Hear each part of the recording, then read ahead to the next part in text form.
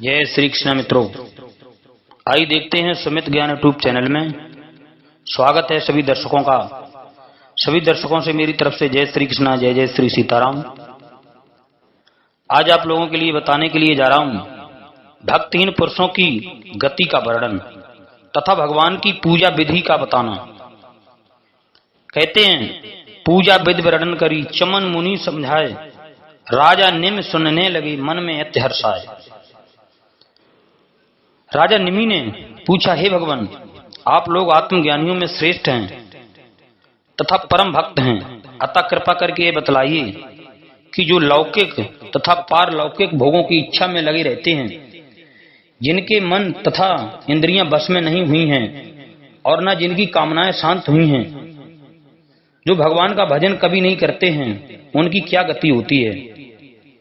तब आठव योगीश्वर चमस जी बोले, हे राजन, विराट भगवान के मुख से ब्राह्मण, भुजाओं से क्षत्रिय, जांघों से वैश्य तथा चरणों से शूद्र पैदा हुए तथा हृदय से ब्रह्मचर्य, वक्ष स्थल से वानप्रस्थ, मस्तक से सन्यास तथा जांघा से गृहस्थाश्रम उत्पन्न हुए।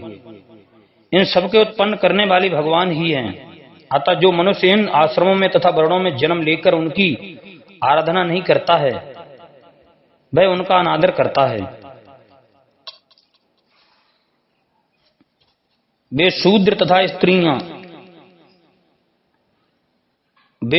तथा स्त्रियां भगवान की कथा तथा कीर्तन से अलग रहते हैं।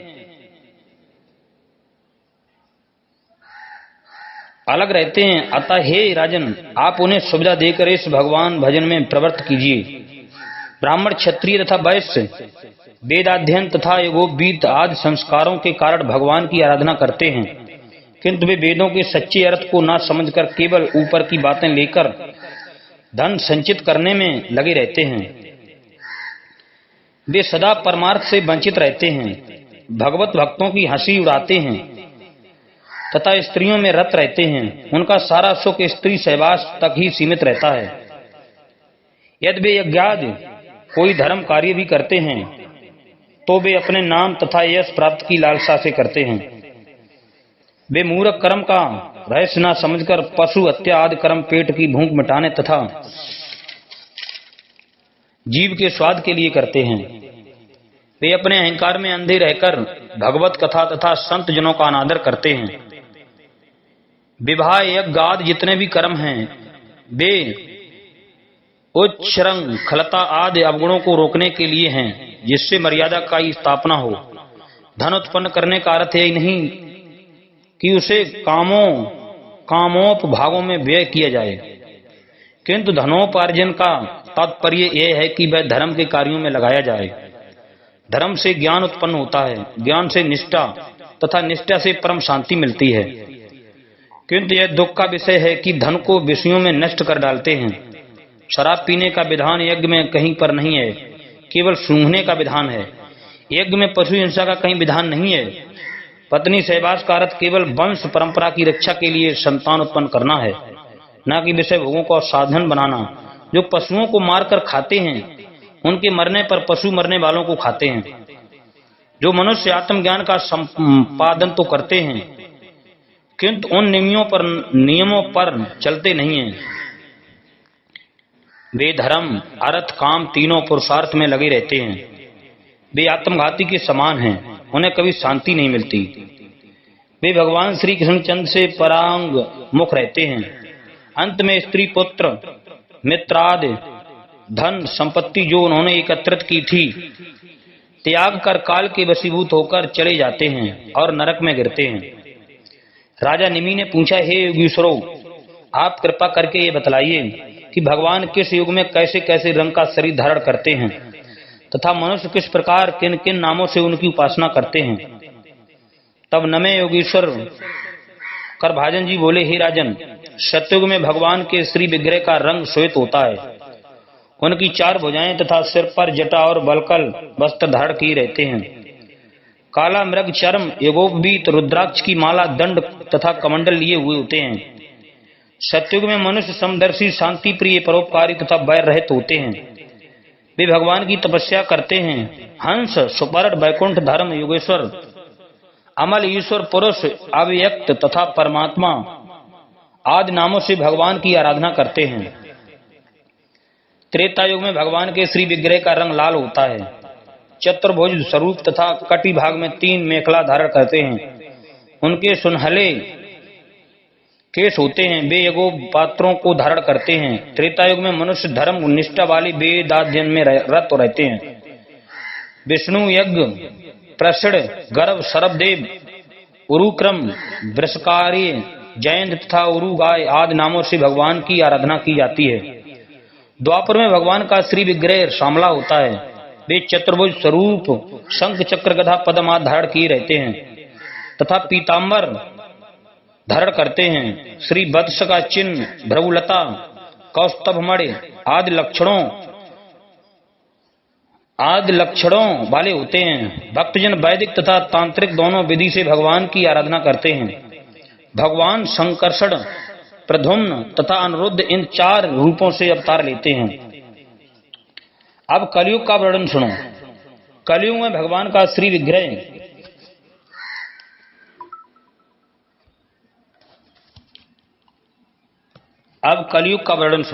कलयुग में भगवान का श्री विग्रह काले रंग का श्याम होता है।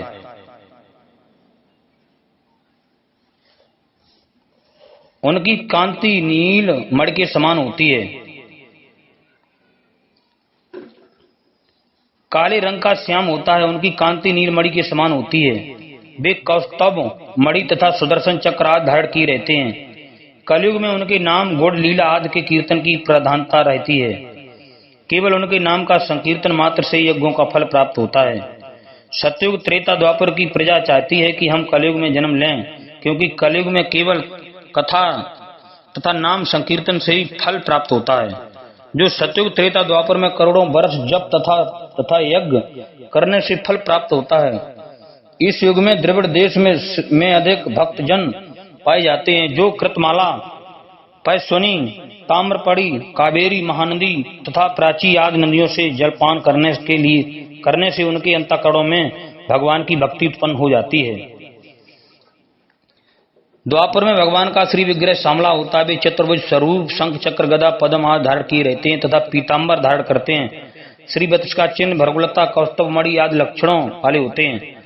भक्तजन वैदिक तथा तांत्रिक दोनों विधि से भगवान की आराधना करते हैं। भगवान संकर्षण प्रद्युम्न तथा अनिरुद्ध इन 4 रूपों से अवतार लेते हैं। नारद जी बोले, हे वसुदेव जी, राजा निमि ने उन 9 योगीश्वरों से इस प्रकार भगवत धर्म का उपदेश ग्रहण किया और उन योगीश्वरों की विधिवत पूजा की। उसने उन्हीं नियमों का पालन करके परम गति प्राप्त की। इसलिए हे महाभाग वसुदेव जी, आपके तो भगवान स्वयं पुत्र ही हैं। माता देवकी तथा आपने भगवान के दर्शन आलिंगन बातचीत सुलाने खिलाने तथा बैठने के द्वारा वात्सल्य स्नेह से हृदय को शुद्ध कर लिया है। तुम्हारी कीर्ति चारों ओर छाई हुई है। तुम परम पवित्र हो गए हो।